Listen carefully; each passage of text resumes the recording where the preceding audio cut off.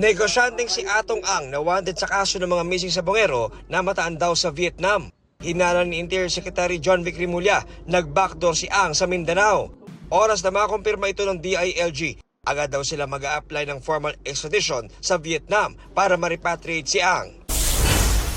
Prosecution sa kaso ng kinurakot na flood control project sa Pandi, Bulacan, kung saan akusado sa malversation si dating Senator Bong Revilla, naniniwalang sadyang maling coordinates ang ibinigay ng DPWH sa NBI para iligaw ang investigasyon. Magkaibang lokasyon kasi ang pinuntahan ng dalawang testigo ng prosekusyon para inspeksyonin ang proyekto.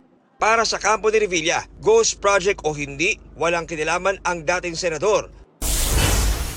Sa malversation case naman ni dating Congressman Zaldico at iba pa kaugnay sa maanumalyang dike sa Nauhan Oriental Mindoro, lumutang sa pagharap ng opisyal ng Anti-Money Laundering Council na testigo sa panig ng prosekusyon na nakatanggap ng 802 million pesos siko mula sa SunWest mula 2019 hanggang 2025. Kahit dapat ay nag-divest na siya sa kanyang kumpanya.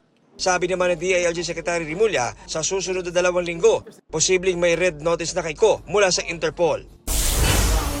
Sa pagdinig ng House Justice Committee sa impeachment complaints laban kay Vice President Sara Duterte, pinasumpina si State Auditor Gloria Camora ng Commission on Audit at inutusang dalhin ang mga dokumentong isinumite sa COA ng OVP at Department of Education kaugnay sa paggamit ng confidential funds.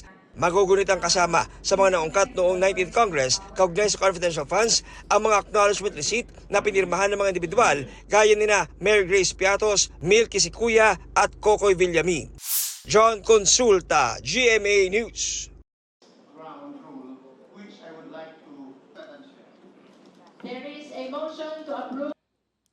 Sa DepEd po kasi parang na-deem namin